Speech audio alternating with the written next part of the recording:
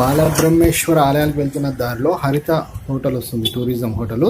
దాని దగ్గర మనం రైట్ తీసుకున్నట్లయితే జస్ట్ మనం ఒక 6 మైళ్ళ దూరంలోనే మనం పాపనాశి దేవాలయాలను చేరుకోవచ్చు. ఫ్రెండ్స్ చూస్తున్నాం కదా, ఇదే మన పాపనాశి దేవాలయాలు. చాలా అందమైన దేవాలయాలు ఫ్రెండ్స్. ఇవి చాలా మంది మిస్ అవుతూ ఉంటారు.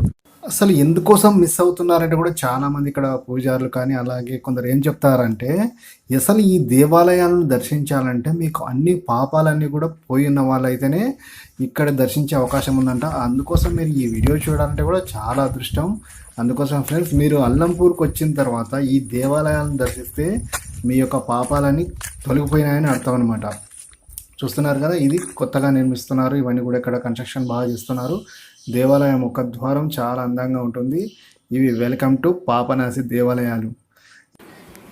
ఈ దేవాలయాల దగ్గర చిన్నపిల్లలు ఆడుకోవడానికి కానీ అలాగే మీరు భోజనం చేయడానికి కానీ చాలా అనువుగా ఎంతో ఆహ్లాదకరంగా ఉంటుంది ఫ్రెండ్స్. మీరు ఫ్యామిలీతో వచ్చినప్పుడు చాలా అందంగా ఆహ్లాదకరమైన వాతావరణం మీకు ఇక్కడ కనిపిస్తూ ఉంటుంది.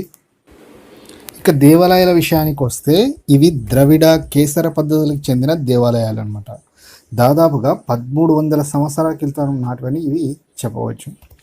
అలాగే మనం బాలబ్రహ్మేశ్వర స్వామి దేవాలయాల సమూహం మీరు చూసే ఉంటారు అక్కడ అమ్మవారి టెంపుల్ దగ్గర. ఆ యొక్క సమూహం ఏ విధంగా అయితే ఉందో అచ్చం అలాగే ఈ పాపనాశి దేవాలయ సమూహం కూడా ఉంటుందన్నమాట. కాకపోతే కొద్దిగా చిన్న సైజులో ఉంటాయి దేవాలయాలు, అక్కడ చాలా పెద్ద సైజులో ఉంటాయి అన్నమాట. ఇక్కడ ప్రధానంగా దైవం ఎవరంటే పాపనాశేశ్వరుడు అనమాట. ఇంకా ఈ దేవాలయ ద్వారబంధాలు, పైకప్పులు, స్తంభాలు ఎర్రటి ఇసుక రాతితో చేయడాన్ని మనం గమనిస్తూ ఉంటాం అనమాట. ఇక దక్షిణం వైపు కనుక మీరు చూసినట్లయితే విఘ్నేశ్వరుడు మనకు దర్శనమిస్తూ కనిపిస్తూ ఉంటాడు. అలాగే ఉత్తరం వైపు అష్టభుజాలు కలిగిన అమ్మవారు శక్తి రూపంలో మనకి దర్శనమిస్తూ కూడా కనిపిస్తూ ఉంటారు అనమాట. ఇంకా మనకి ఈ దేవాలయాల యొక్క స్తంభాలపైన పురాణ గాథలైన రామాయణం, క్షీరసాగర మదనం ఇలాంటివి యొక్క ఉన్నాయి కదా పురాణ కథలు. ఆ కథలను తెలియజేసే రమణీయత మనకు చాలా స్పష్టంగా అగుపిస్తూ ఉందన్నమాట. అందుకే ఫ్రెండ్స్, మీరు ఖచ్చితంగా ఈ దేవాలయాలను దర్శించి మీరు పాపాలు పోగొట్టుకోవాల్సిన అవసరం ఉందని మనం ఈ వీడియో ద్వారా తెలియజేస్తున్నాం.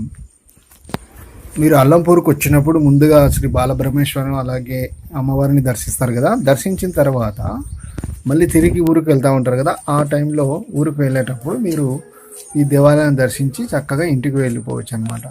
సో ఫ్రెండ్స్, ఎవరైనా దారి తెలియకపోతే అక్కడ అడగండి. టూరిజం హోటల్ ఇప్పుడు చెప్పాను కదా, టూరిజం హోటల్ పక్కన మనం రైట్ తీసుకున్నట్టయితే మనం డైరెక్ట్గా ఈ దేవాలయాలను మనం చక్కగా దర్శించుకోవచ్చు. అలాగే ఇక్కడ విశ్రాంతి తీసుకోవడానికి చాలా చాలా చక్కగా ఉన్నాయి ఈ ప్రదేశాలన్నీ కూడా. మీకు జోగులాంబ బాలబ్రహ్మేశ్వరం దగ్గర కొంచెం బిజీగా ఉండే అవకాశం ఉంటుంది, కానీ ఇక్కడ చాలా ఆహ్లాదకరమైన వాతావరణం ఉంటుంది.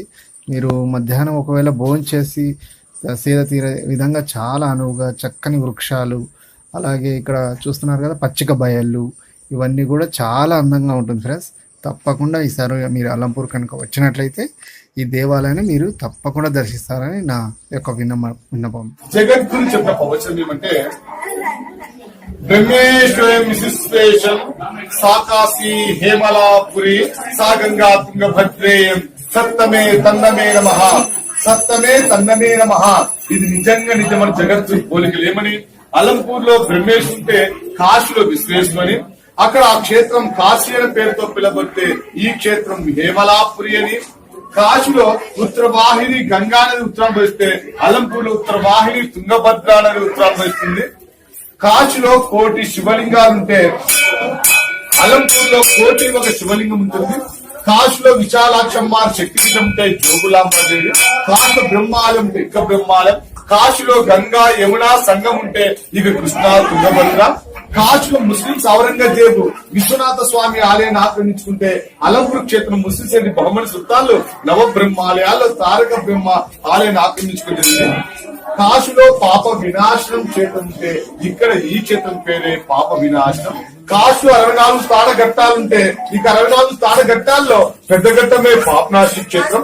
కాశీలో మొదటి దర్శనాలు వేదికలతో పాపనాశి క్షేత్రం మొదటి దర్శనం వాళ్ళ దగ్గర ఉంటే ఇక్కడ మరగతం మహాశివలింగం ఉంది, అనగా ఆకుపచ్చ. 1000 శివలింగాలు ఈక్వల్ టు ఒక మరగతం. 1000 శివలింగాన్ని ఒకేసారి పూజిస్తే ఎలాంటి సత్ఫలితాలు మీకు లభిస్తావో ఒక మరకతాన్ని పూజిస్తే కూడా సత్ఫలితాలు మీకు లభిస్తాయి. పురాణాలు ఈ పాపనాశి గురించి ఏం ఘోషిస్తుందంటే పాపనాశీశ్వర దర్శనం సర్వ పాపాపహరం అంటే పేర్లోందండి పాప వినాశనం అంటే పాపాలు వినాశనమే క్షేత్రం. ఎప్పుడు వినాశనం అవుతుంది? ఈ క్షేత్రం దర్శించుకునే మరి ఈ క్షేత్రం దర్శించుకుంటే ఆశమాష కాదండి. ఫస్ట్ ఆఫ్ ఆల్ మనం చేసిన పాపాలు హరించకపోయిండాలి. లేకపోతే మీలో ఒక భక్తుడు ఒక భక్తురాలు ఉంటే వాళ్ళ వెంట రావడం వల్ల ఈ క్షేత్రాన్ని ఈజీగా దర్శించుకోగలం. ఎన్నిసార్లు మీరు అలంకృతి దర్శించుకున్నా పాప వినాశ దర్శనం కలదండి.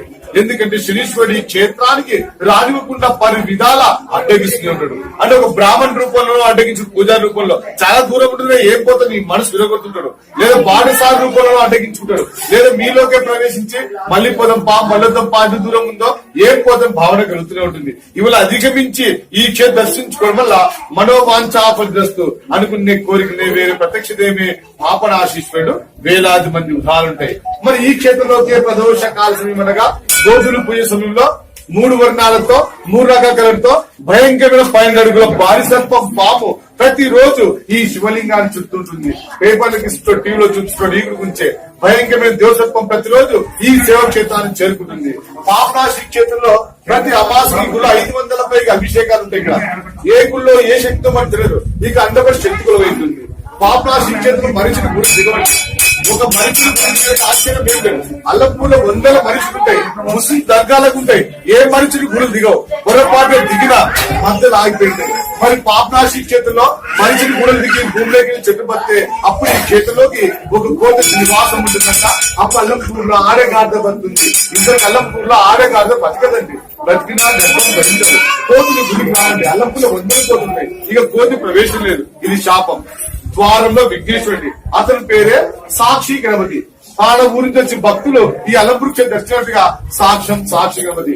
అల్లంపూర్కి వచ్చిన ప్రతిసారి ద్వారంలో సాక్షి గణపతి దర్శించుకోవాలి. అప్పుడు అల్లంపూర్ తీర్థయాత్ర సంపూర్ణంగా ముగుస్తుంది. అక్కడ విద్యా గణపతి విద్యను తెలివితేటలు జ్ఞానాన్ని ప్రసాదించేవాడు విఘ్నేశ్వరుడు. పక్కన సప్త మాతృకలండి. బ్రాహ్మి మహేశ్వరి కౌమారి వైష్ణవి వారాహి చేద్రాణి చాముండ అమ్మ దర్శించుకోవడం వల్ల స్త్రీలు దీర్ఘ సుమంగలి గాను పురుషులు దర్శించుకోవడం వల్ల విద్యార్థి.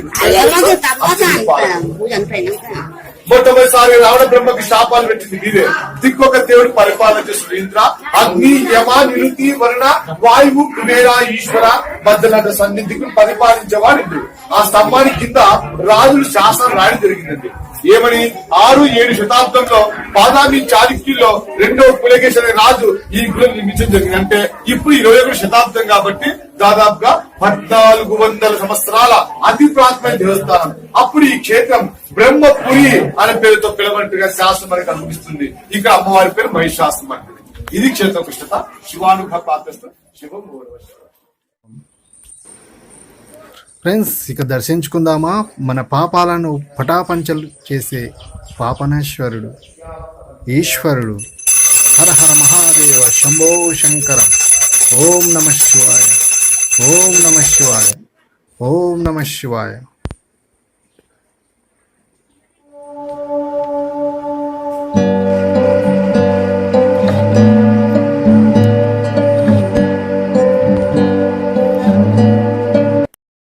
ఫ్రెండ్స్, ఇవి చాలా అందమైన టెంపుల్స్ ఫ్రెండ్స్. అల్లంపూర్లో జోగులాంబ అమ్మవారికి సమీపంలో ఉన్న ఈ యొక్క పాపనాశి దేవాలయాలు చాలా చాలా అందమైన టెంపుల్స్. చాలా మంది వీటిని చూడకుండానే అటే వెళ్ళిపోతూ ఉంటారు. మీరు ఎట్టి పరిస్థితుల్లోనూ ఈ టెంపుల్స్ ను చూస్తే వెళ్ళాలని నా రిక్వెస్ట్ ఫ్రెండ్స్. ఈ వీడియో మీకు నచ్చిందని నేను ఆశిస్తున్నాను. ఈ వీడియోని మీరు ఖచ్చితంగా అందరికి మీ ఫ్రెండ్స్ కి షేర్ చేయండి. నచ్చినట్టయితే లైక్ చేయండి. అలాగే మన ఛానల్ సబ్స్క్రైబ్ చేయకుంటే ఒకసారి సబ్స్క్రైబ్ చేసి మీరు నాకు సపోర్ట్ ఇవ్వండి friends. Thank you. Have a nice day.